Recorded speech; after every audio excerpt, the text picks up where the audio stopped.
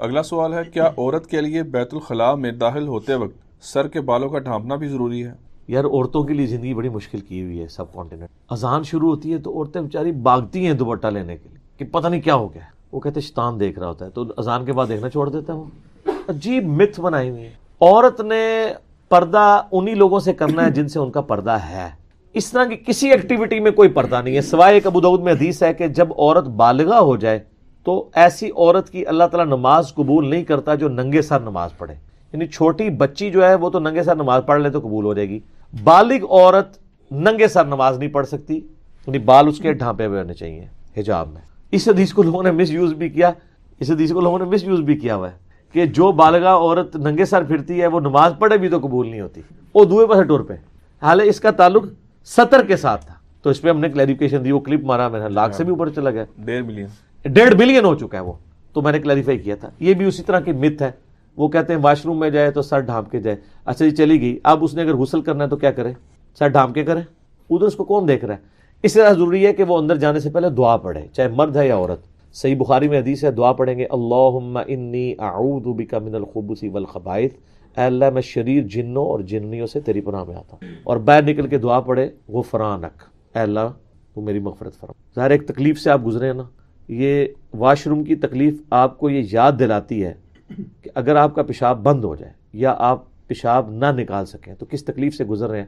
تو یہ ایک چھوٹی سی دنیا کی تکلیف ہے، آخرت کی عذاب تو بہت بڑا ہے. تو اسی لیے غفرانک ہم کہتے ہیں، اللہم اجرنی من النار، آمین. تو یہ باتیں بالکل غلط ہے. اسی طریقے سے مشہور ہے کہ اذان شروع ہو جائے تو آپ واش روم نہیں جا سکتے. جناب اذان سننا یا کسی ایک اذان کو سننا اور اس کا جواب دینا سنت ہے، باقی اذانوں کا تو ویسے ہی ضروری نہیں. اور پیشاب کرنا تو فرض ہے کیونکہ جان بچانا فرض ہے. اذان شروع ہے، آدھی ہے، ہوئی ہے، نہیں ہوئی ہے، سب سے پہلی پرائرٹی آپ کی پیشاب ہے. حتیٰ کہ صحیح مسلم میں حدیث ہے کہ اگر کسی کو سخت پیشاب آیا ہو تو اس کی نماز ہی نہیں ہوتی، تو وہ نماز اس کی ہوگی نہیں، وہ جماعت بھی چھوڑ دے گا، پہلے اس سے فارغ ہوگا. بلکہ صحیح مسلم میں یاد ہے کہ حدیث ہے کہ عبداللہ بن عمر بیٹھے تھے تو اقامت شروع ہوگی، ان کے سامنے کھانا لا کے رکھا تھا. تو انہوں نے کہا نبی اسلام تو ہمیں حکم دیا جب کھانا سامنے آ جائے پہلے کھانا کھانا ہے، نماز بعد میں پڑھنی ہے. لیکن یہ نہیں ہے کہ آپ کو پتہ ہے کہ جی جماعت 7:30 ہے تو آگے 7:55 تک کھانا تھی سامنے رکھ لو. یہ بھی نہیں ہونا چاہیے تھا. یہ حادثاتی طور پہ ہے، ورنہ اپنی لائف کو آپ نے باقی معاملات میں تو پلان کیا ہوتا ہے نا. تو یہاں پہ بھی آپ نے پلان کرنا ہے کہ جی آپ جو ہے وہ اپنے ٹائمنگ کو ایسا سیٹ کریں کہ آپ کی جماعت ضائع نہ ہو. اللہ کو پروٹوکول دیں، اپنے معاملات کو نمازوں کے اعتبار سے جو ہے وہ سیٹل کریں. تو وہ عورت جو ہے وہ بغیر دوپٹے کے بھی جا سکتی ہے، بغیر دوپٹے کے وضو بھی کر سکتی ہے، بغیر دوپٹے کے قرآن بھی پڑھ سکتی ہے، بغیر دوپٹے کے اذکار بھی کر سکتی ہے. دوپٹے کا تعلق سوائے نماز کے کسی اور چیز کے ساتھ نہیں ہے، الا یہ کہ پردے والا معاملہ ہو، کہ وہاں پہ کوئی یعنی ایسا نہ ہو جہاں سے آپ نے پردہ کرنا ہو. ان سے آپ نے پردہ، جو جنات آپ کو نظر ہی نہیں آ رہے ان سے آپ پردہ کریں نہ کریں برابر ہے. کیا کریں گے؟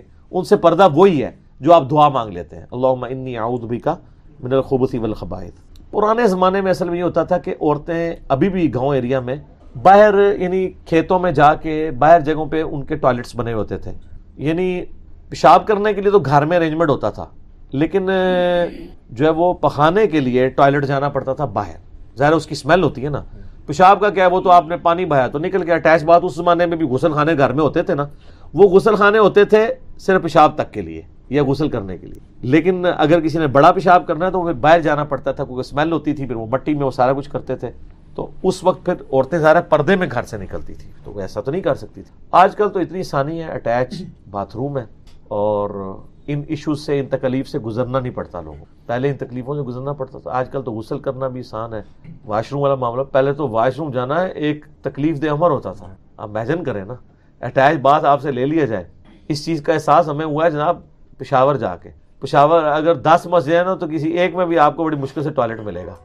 وہاں بندہ گھومتا ہی رہتا ہے، پتہ نہیں اس کا کیا کلچر ہے. لوگ مطلب ان کے ساتھ کیا معاملہ ہے کہ وہ اس طرح کا کوئی معاملہ نہیں. اور جو ٹوائلٹ بھرے بھی ہیں وہ بھی اوپن ہی ہے، یعنی کوئی پردے والا نہیں ہے. بس آپ ایک کونے میں جس طرح یہاں پہ لوگ ہوتے ہیں.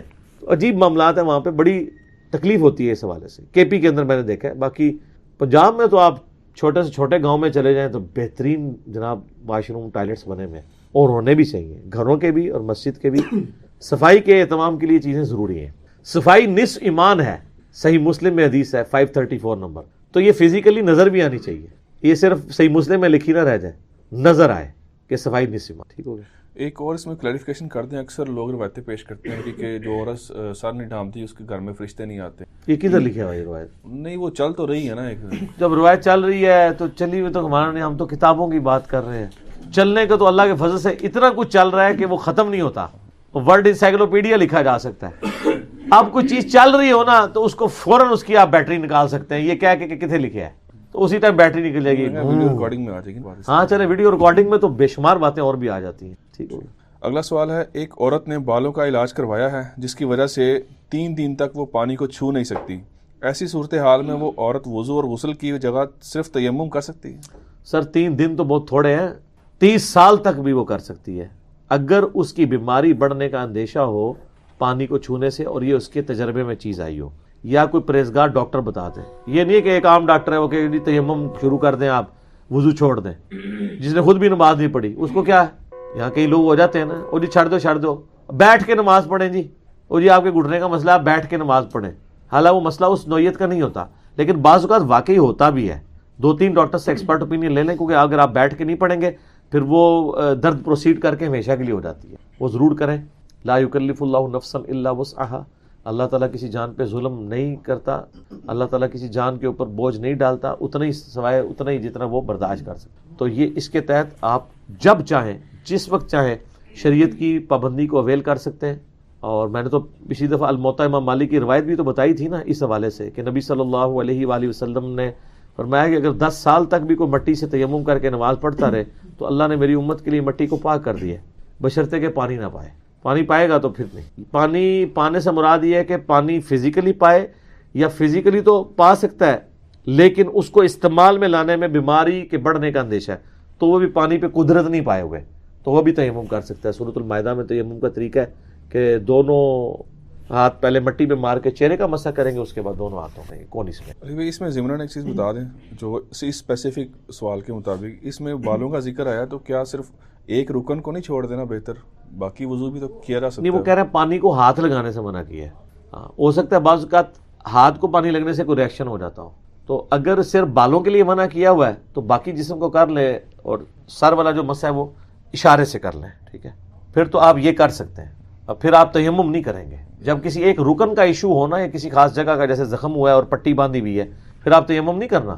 صرف اس ایریے کو آپ نے پانی سے نہیں دھونا. آپ ایک ہاتھ سے وضو کر لیں، اگر آپ کی بائیں ہاتھ کی انگلی ہے یا دائیں کی زخمی ہے تو اسی سے وضو کر لیں، اور وہاں پہ بس ایسے اوپر ہلکا سا ہاتھ پھیر دیں، باقی کو آپ سارا دھوئیں. یہ نہیں کہ آپ تیمم پہ شفٹ کر دیں گے.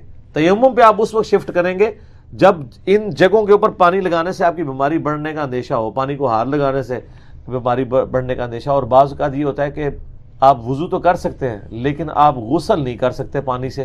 سر پہ پانی ڈالنے سے آپ کی بیماری بڑھنے کا اندیشہ ہے، تو اس میں بھی پھر یہ ہے کہ آپ باقی جسم پہ اگر ڈال سکتے ہیں تو باقی جسم پہ نہا لیں، سر پہ مسح کر لیں. لیکن پورے جسم پہ نہیں نہا سکتے پھر آپ غسل کریں گے ہی نہیں، پھر آپ تیمم کریں گے. علی بھائی اگلا سوال ہے، ایک عورت کا انتقال ہو گیا ہے اور اس نے بہت سارا سامان جہیز کی فارم میں چھوڑا ہے، ان چیزوں اور دیگر استعمال کی چیزوں کا کیا کریں؟ دیکھیں جی، جہیز میں جو چھوڑا ہے ظاہر ہے اس کی مالکن ہے نا. شادی کے بعد عموماً جو عورت کو زیورات بھی ملتے ہیں خاوند کی طرف سے یا اپنے میکے کی طرف سے یا اپنے سسرالیوں کی طرف سے، اس کی مالک تو وہی عورت ہوتی ہے، اور زکوٰۃ بھی اسی نے دینی ہے. خاوند تو کرٹسی میں دے رہا ہوتا ہے. کہتے ہیں کہاں سے دے، وہ کماتی نہیں ہے. سر زیور کو توڑائے اور دے، جب تک وہ دے کے 7.5 تولے تک نہ پہنچ جائے. 7.5 سے جب کم ہو جائے پھر زکوٰۃ بھی کوئی نہیں جوڑ کے رکھے. جیسے ہی 7.5 تولے پہ پہنچا زکوٰۃ شروع، پلنٹی شروع. وہ خاوند دے رہا ہوتا ہے کرٹسی میں، اصولاً اس کو دینی ہے. تو مالک وہ ہے. مرنے کے بعد اس کی وراثت تقسیم ہوگی، اور اگر اس کی اولاد نرینہ نہیں ہے تو اس مرنے والی عورت کے بہن بھائیوں کو بھی وراثت کا حصہ جائے گا، اور اگر اولاد نرینہ ہے پھر اولاد میں اور اس کے ماں باپ میں اور اس کے خاوند میں تقسیم ہوگی. ماں باپ نہیں ہے تو پھر باقی اس طرف تقسیم ہوگی. جہیز کی مالک عورت مرنے کے بعد اس کی جائیداد اسی طریقے سے تقسیم. اب بعض اوقات یہ ہے کہ اس کی چوڑیاں آ گئی ہیں، کوئی لپسٹک آ گئی ہے، کوئی چوڑی دان آ گیا ہے، کوئی ڈریسنگ ٹیبل آ گیا ہے. ظاہر ہے ان سب کی ورث لگوانی ہوگی، ان ساری چیزوں کو لیکوڈیٹ کرنا ہوگا. لوگ کہتے ہیں ایک مکان ہے جی ان کے کریے، بیچے. وہ کہتے ہیں بیچے بھی نہ اور ہمیں وراثت تقسیم کر دیں. کیسے کر کے دیں؟ کمرے ایک جتنے نہیں ہوتے، کمروں کی ورث ایک جتنی نہیں ہوتی، تو پھر کیا کریں؟ وراثت تقسیم ہونے کے لیے اس کا لیکویڈیٹ ہونا یعنی مال کی شکل میں آنا ضروری ہے. الا یہ کہ آپ میں سے کوئی غریب ہے تو باقی امیر بہن بھائی اس کے حق میں دستبردار ہو کے اس کو مقام دے دیں. لیکن وہ مشکل جاتی ہے ایسے بعض اوقات. 3 مرلے کے مکان میں 3 فیملیاں رہ رہی ہوتی ہیں. جب ایک کا کوئی مر جاتا ہے اور وہ وراثت تقسیم ہو تو تینوں بیکار ہو جاتے ہیں, کیونکہ ان کو جو پیسے ملنے ہیں 1 مرلے کا مکان تو نہیں وہ خرید سکتے. تو پھر وہ تقسیم بھی نہیں کرتے, ادھر ہی بیچ میں وہ کھچڑی پکی رہتی ہے. دوسری تیسری نسل میں جا کے پھر اتنے سارے اس کے وہ نکل آتے ہیں کہ وہ جناب وہ وکیلوں کی نوکری لگی رہتی ہے. ٹھیک ہے نا, عدالتیں بعد ہی اسی وجہ سے ہیں. اتنے بندوں کے سائن, ایک بندہ مس ہو جائے پھر وہ جیسے سانپ کاٹ جاتا ہے 99 میں جا کے پھر 0 پہ آ جاتے ہیں. ایک بندہ بھی غائب ہو جائے بڑی مصیبت ہو جاتی ہے. پھر وہ مختار نامے اکٹھے کرتے ہیں, پھر کوئی بعض لوگ دوسرے شہروں میں ہوتے ہیں, بعض دوسرے ملکوں میں چلے گئے ہوتے ہیں, بہت عذاب بنتا ہے. ہوئے ہیں لیکن دعوے نبوت کرنے والا جو معجزہ ہے وہ صرف ایک ہے, اور وہ ہے قرآن حکیم. اور اس کی ٹیکنیکل ریزن یہ ہے کہ آج ہم آپ صلی اللہ علیہ وسلم کے کسی معجزے کی ویڈیو کسی کو نہیں دکھا سکتے. تو معجزہ تو ایسا ہونا چاہیے, اگر آپ کی نبوت قیامت تک کے لیے الحمدللہ, تو معجزہ بھی قیامت تک کے لیے ہونا چاہیے, اور وہ القرآن کی شکل میں ہمارے پاس الحمدللہ موجود ہے.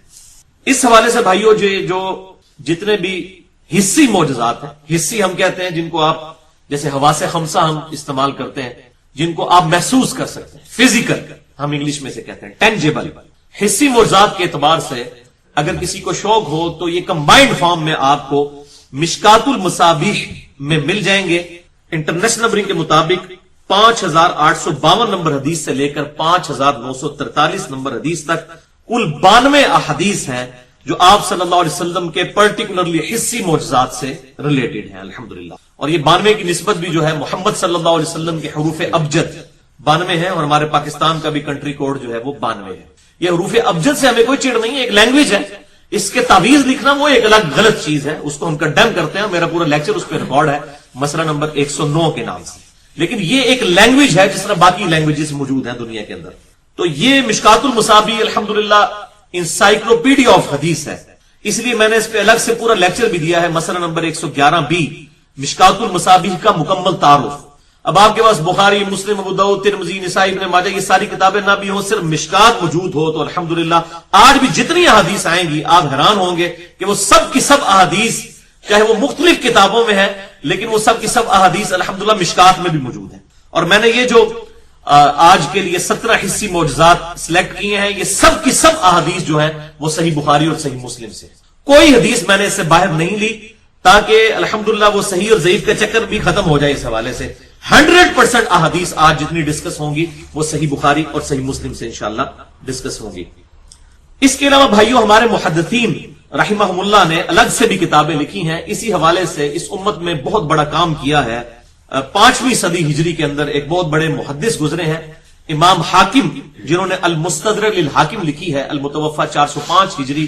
ان کے لائق ترین شاگرد گزرے ہیں 5ویں صدی ہجری کے اندر, اور ان کا نام تھا امام ابو بکر احمد بن علی بن حسین البیہقی, جنہیں مشہور امام البیہقی کہا جاتا ہے, المتوفى 458 ہجری. انہوں نے تقریباً آج سے 1000 سال قبل ایک کتاب لکھی. اس کتاب کا نام ہے دلائل النبوہ, یعنی نبوت کو جسٹیفائی کرنے والی کتاب, کہ ہم پروفٹ صلی اللہ علیہ وسلم کے بارے میں جو کلیم کرتے ہیں کہ یہ اللہ کے پیغمبر ہیں, تو ہمارے پاس دلائل کیا ہیں. اس کانٹیکسٹ میں انہوں نے 3286 احادیث جمع کی ہیں دلائل النبوہ کتاب کے اندر.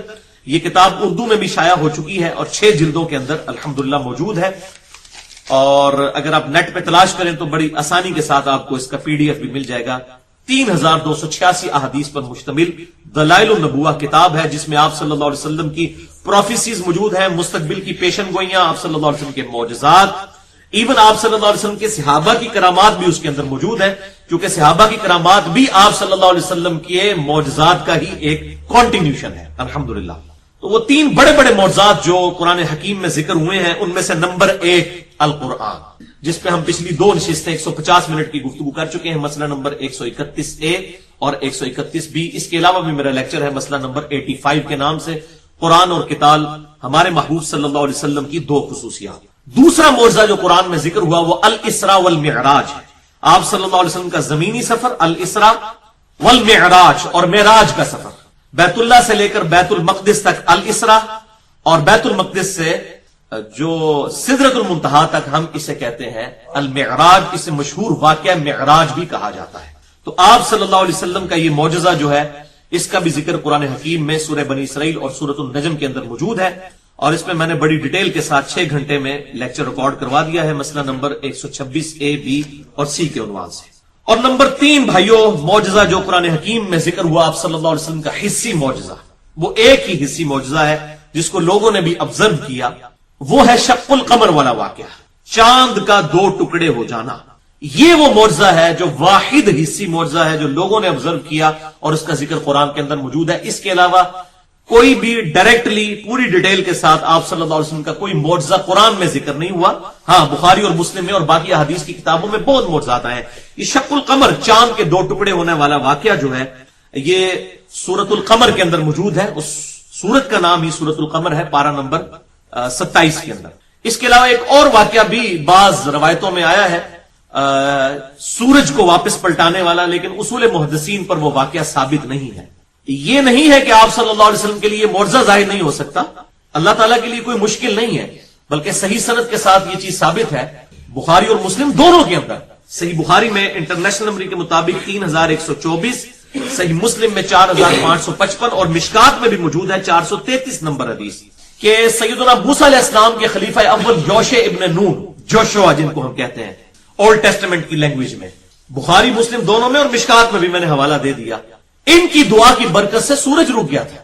جمعے کا دن تھا اور ہفتے کے دن یہودیوں کے لیے قتال کرنا منع تھا۔ اس وقت کے یہودی یار مسلمان ہی تھے، تو وقت کے پیغمبر نے یہ دعا کی کہ اے اللہ، اب جو ہے وہ ہماری فتح کا وقت قریب ہے، اگر یہ رات کا وقت شروع ہو گیا اور پھر کل ہفتہ ہوا ہم قتال نہیں کریں گے، پھر کافروں کو جمع ہونے کا موقع مل جائے گا، تو اے اللہ ہمارے لیے سورج کو روک دے۔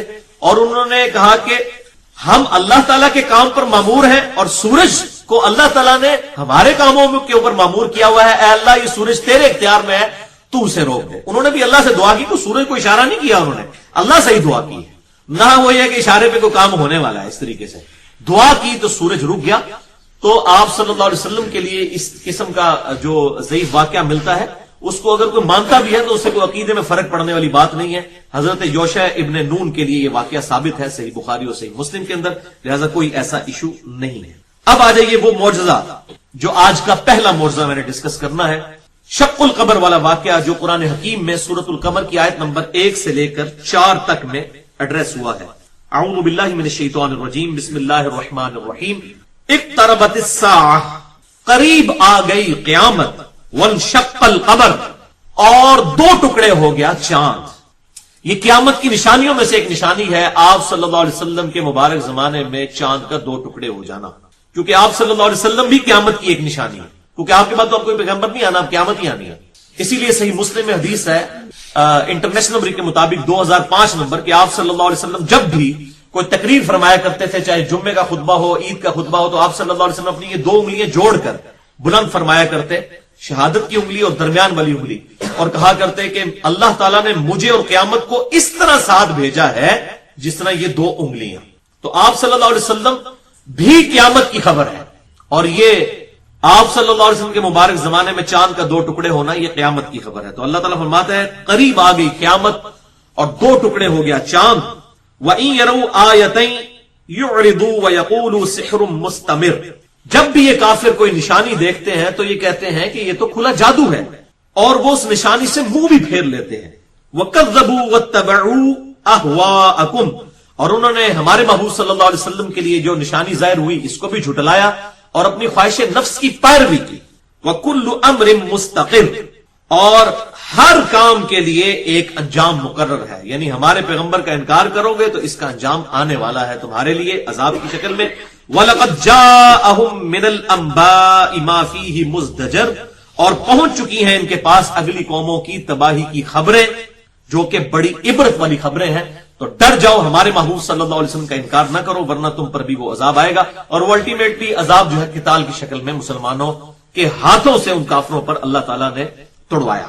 اسی کی ڈیٹیل صحیح بخاری اور صحیح مسلم دونوں کے اندر موجود ہے، شق القمر والے واقعے کی۔ صحیح بخاری میں انٹرنیشنل نمبر کے مطابق 3636 اور 3868، اور صحیح مسلم میں 7071 سے لے کر 7079 تک کل 9 احادیث شق القمر والے واقعے پہ صحیح مسلم میں موجود ہیں، اور مشکات میں 5854 اور 5855، اور یہ کم از کم 4 صحابہ سے یہ احادیث روایت ہوئی ہیں، سیدنا عبداللہ ابن مسعود، سیدنا عبداللہ ابن عباس، سیدنا عبداللہ ابن عمر، اور سیدنا انس ابن مالک رضی اللہ عنہم اجمعین وعلیہم السلام۔